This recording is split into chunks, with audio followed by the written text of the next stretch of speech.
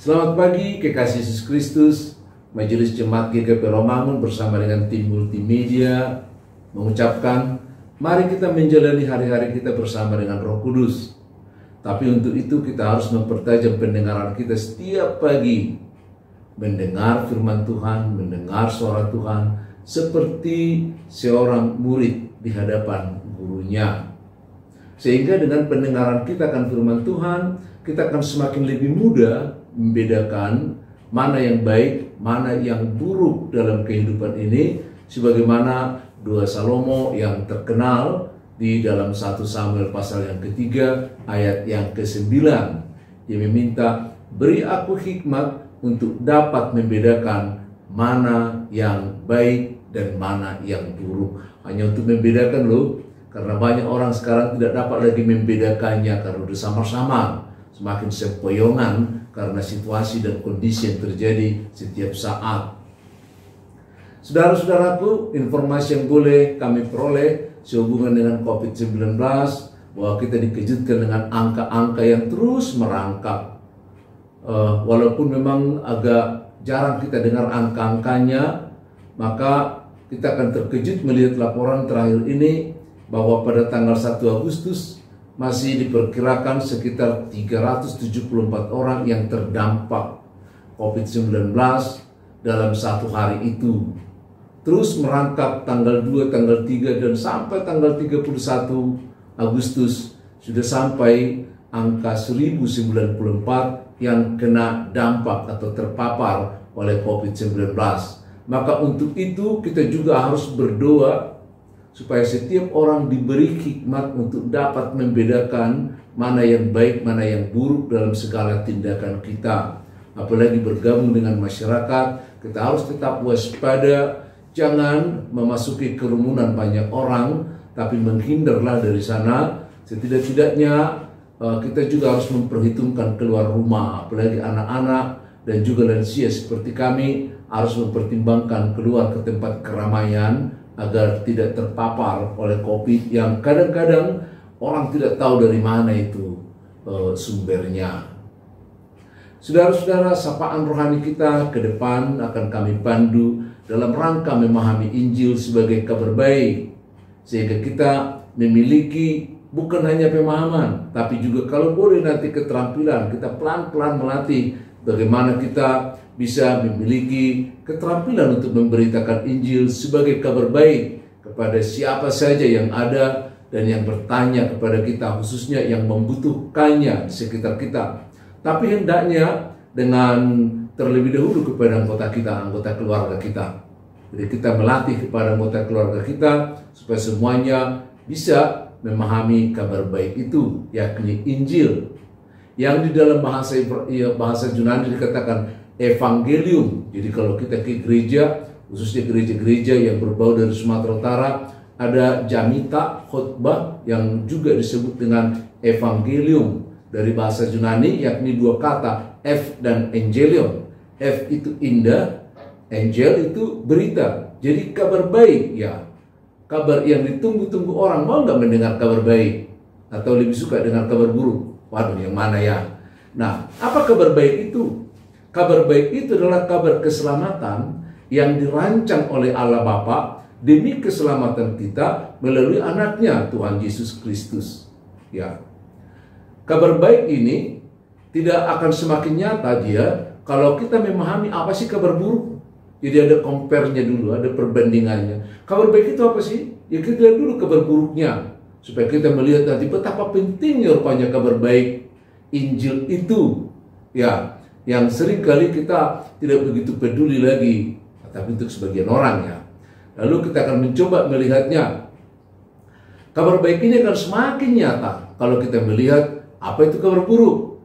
Kabar buruk adalah kabar kebinasaan atau kutuk yang dikenakan Tuhan kepada manusia saat manusia itu jatuh ke dalam dosa. Ya, jadi Tuhan Allah mengutuk manusia itu. Coba deh perbandingkan dengan Kejadian pasal yang ketiga. Di sana dikatakan setelah manusia jatuh ke dalam dosa, maka Tuhan datang ke Taman Eden ingin berjalan bersama dengan Adam, ternyata Adam sudah menyingkir. Kenapa Adam menyingkir? Kenapa Adam tidak mau hadir? Kenapa Adam tidak menyongsong Tuhan? Karena di dalam dirinya sudah ada roh yang berbeda. Karena di dalam dirinya sudah ada keinginan yang berbeda. Jadi banyak orang tidak datang ke gereja, tidak datang beribadah, tidak mau berdoa dan bernyanyi. Itu bukan karena tidak ada waktunya, tapi di dalam dirinya sudah ada roh yang berbeda. Ada keinginan yang berbeda, yang gak sama lagi dengan Tuhan. Maka keinginannya semakin lama, semakin jahat dan lain sebagainya. Maka Tuhan mengutuk manusia itu, bukan hanya manusia. Ular juga dikutuk dengan mengatakan kamu akan makan debu dan kamu akan menggunakan perutmu untuk bergerak. Bahkan perempuan juga dikutuk, ya, bahwa perempuan itu akan susah untuk melahirkan. Tapi kutuk yang perlu kita perenungkan di atas kutuk yang dua itu adalah kutuk kepada laki-laki. Selain dia harus bekerja keras untuk mendapatkan kebutuhan sehari-hari, tidak lagi seperti dulu di Taman Eden, dia harus bekerja keras karena kutuk. Ya, jadi pekerjaan keras itu, kita bekerja keras untuk mendapatkan kebutuhan adalah merupakan satu kutuk karena kita sudah jatuh di dalam dosa. Dan bukan hanya itu, tapi pada akhirnya apapun yang kita lakukan, sekeras apapun kita bekerja, ya, sejauh manapun pikiran kita mengumpulkan apa yang kita butuhkan dalam hidup kita, tapi itu semuanya hanya untuk menunggu kalau kita akan kembali menjadi debu, alias kita harus mati karena dosa itu. Maka Adam dan Hawa diusir dari Taman Eden itu gak bersama lagi dengan Tuhan. Dan setiap manusia juga yang satu dengan Adam pada keturunannya dan juga sampai kepada kita. Karena persekutuan kita dengan Adam, Anda bersekutu gak dengan Adam? Ya iyalah, kita kan keturunan Adam semua. Ya, oleh karena persekutuan kita dengan Adam itu, maka kita juga mengalami kematian. Coba diperhatikan 1 Korintus 15 ayat yang ke-22. Ya. Oleh karena persekutuan kita dengan Adam, maka kita akan mengalami kematian. Kalau tidak mau mati, kita harus bersekutu dengan Kristus. Ayat yang sama kita lihat di situ. Demikianlah dosa itu masuk ke dalam dunia. Ya. Dosa itu masuk ke dalam dunia. Tadinya hanya iblis loh yang masuk ke dalam dunia. Ya. Iblis ada di tengah-tengah dunia. Sekarang iblis itu bekerja sama dengan manusia. Akhirnya iblis itu bersama dengan manusia menciptakan pelanggaran yang disebut dengan dosa. Dan oleh dosa itu maka manusia mengalami kematian. Benar apa benar? Ya, coba perhatikan di Roma 6 ayat yang ke-23. Di situ dikatakan upah dosa ialah maut.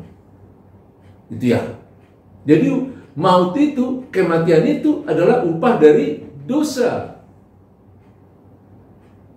Oke, kalau mau kita lebih jelas lagi sedikit, kita coba membuka di Roma 5 ayat yang ke-12. Di situ diingatkan kepada kita, karena dosa itu telah masuk oleh satu orang ke tengah-tengah dunia, maka semua orang menjadi berdosa. Dan oleh dosa itu juga maut.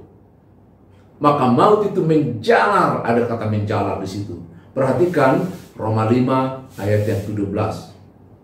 Maka oleh dosa itu maut menjalar kepada semua orang, maka setiap orang ada di dalam bayang-bayang kematian.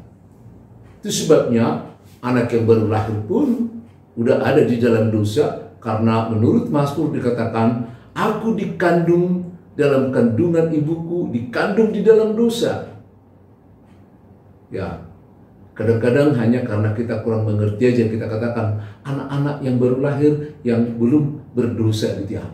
Tapi dalam 1 Korintus 15 ayat yang ke-22 tadi, oleh persekutuan kita dengan Adam, semuanya sudah harus mengalami kematian, semuanya sudah harus mengalami kehancuran, dan itulah kabar buruk itu. Ya, oleh karena kabar kematian yang membinasakan itulah, Tuhan melihat manusia dari waktu ke waktu mengalami kebinasaan. Setelah kejatuhan ke dalam dosa, maka Tuhan merancang bagaimana manusia itu karena kasih-Nya dirancang keselamatan itu. Itu yang ditulis dalam Yohanes pasal yang ketiga ayat yang ke-16. Karena begitu besar kasih Allah akan dunia ini, sehingga dia mengaruniakan anaknya yang tunggal, supaya setiap orang yang percaya kepadanya tidak binasa, melainkan beroleh hidup yang kekal. Shalom.